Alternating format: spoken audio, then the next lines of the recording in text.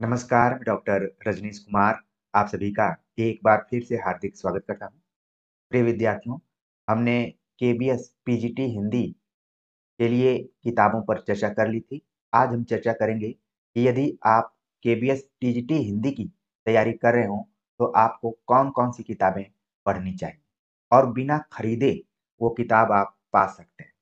तो मेरे दिमाग में आया कि इस चैनल से बहुत सारे ऐसे विद्यार्थी जुड़े होंगे जो टीजीटी के साथ-साथ पीजीटी की तैयारी कर रहे होंगे और देखा जाए तो इन दोनों तरीके के विद्यार्थियों को डबल मेहनत करने की ज़रूरत है। तो यहाँ पर सबसे ज़्यादा ज़रूरी चीज़ है कि पता होना चाहिए कि कौन-कौन सी किताबें पढ़नी है और वो किताबें कहाँ से मिल सकती हैं। हालाँकि इस चैनल पर केवीएस, टीजीटी, पीजीटी पाठ्यक्रम के अनुसार नोट्स, मटेरियल, प्रैक्टिस सेट सब कुछ मौजूद हैं। फिर भी नए सिरे से, नई एनर्जी के साथ, नए मनोबल के साथ पढ़ने की ज़रूरत हमेशा पड़ती है। तो उसी चीज़ को ध्यान में रखते हुए हमने सोचा कि आप सभी को बताऊँ कि केवीएस टीजीटी हिंदी कौन-कौन सी बुक्स पढ़ें, पाठ्यक्रम के अनुसार पढ़ें और बिना खरीदे पढ़ें। तो सबसे पहली जो किताब यहाँ पर आप देख रहे हैं, का नाम है वसंत भाग 1 जो कि एनसीईआरटी पैटर्न पर आधारित है। कक्षा 6वीं के लिए हिंदी पाठ्य पुस्तक के रूप में एनसीईआरटी में लगी हुई है।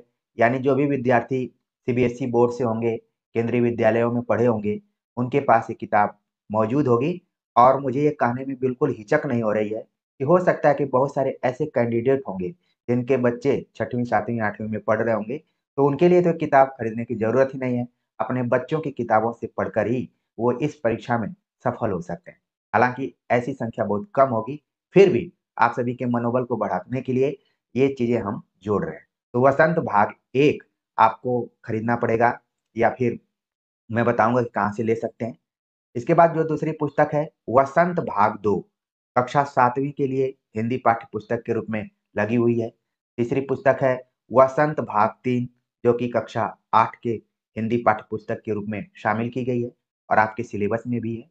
इसके बाद है बाल राम कथा जो कि कक्षा 6वीं के लिए हिंदी की पूरक पाठ्य पुस्तक के रूप में लगी हुई है।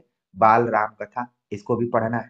साथ में आगे हम देख रहे हैं बाल महाभारत कथा कक्षा 7वीं के हिंदी की पूरक पाठ्यक्रम के तौर पर पढ़नी है और ये आपके सिलेबस में किताब लगी हुई है। इसके बाद हम देखते हैं भारत की खोज कक्षा 8वीं के हिंदी के पाठ्यक्रम पूरक पाठ्य पुस्तक के रूप में लगी हुई है, भारत की खोज, इसको भी पढ़ना है। इसके बाद है क्षितिज भाग 1 कक्षा 9 के पाठ्यक्रम के लिए हिंदी की पाठ्य पुस्तक के रूप में क्षितिज भाग 1।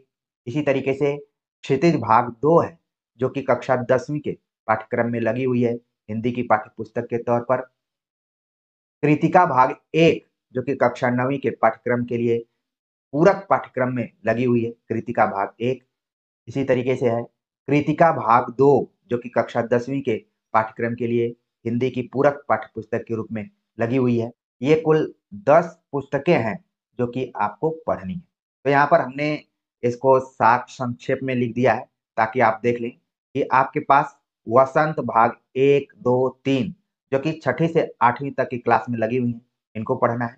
बाल राम कथा 6वीं क्लास में, बाल महाभारत 7वीं क्लास में, भारत की खोज 8वीं क्लास में, क्षितिज भाग 1, 2 9वीं क्लास में और 10वीं क्लास में लगी हुई हैं। कृतिका भाग 1, 2 9वीं 10वीं क्लास में लगी हुई हैं।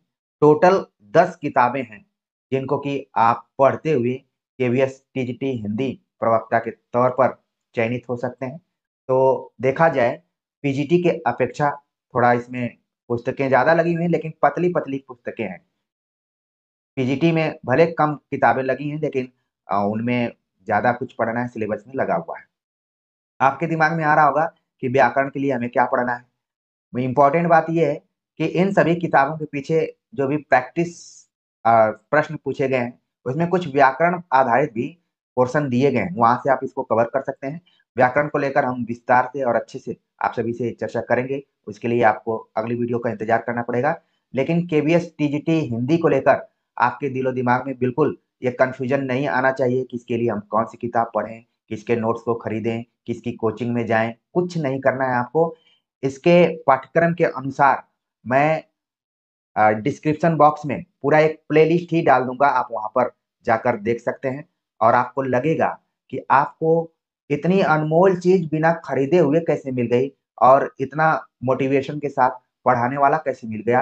कुछ देर तक तो आप अपने को खुशी के मारे फूला नहीं समाएंगे, लेकिन बाद में धीरे धीरे आपको लगेगा कि ये व्यक्ति हमारे लिए ही तो बना था और हमारे लिए काम किया है, तो क्यों ना इसके कामों का हम लाभ उठाएं, उपयोग करें और अपनी तैयारी में जी जान के साथ और ईमानदारी के साथ लग जाएं। तो उम्मीद है कि किताबों को लेकर आप सभी अब बिल्कुल परेशान नहीं होंगे।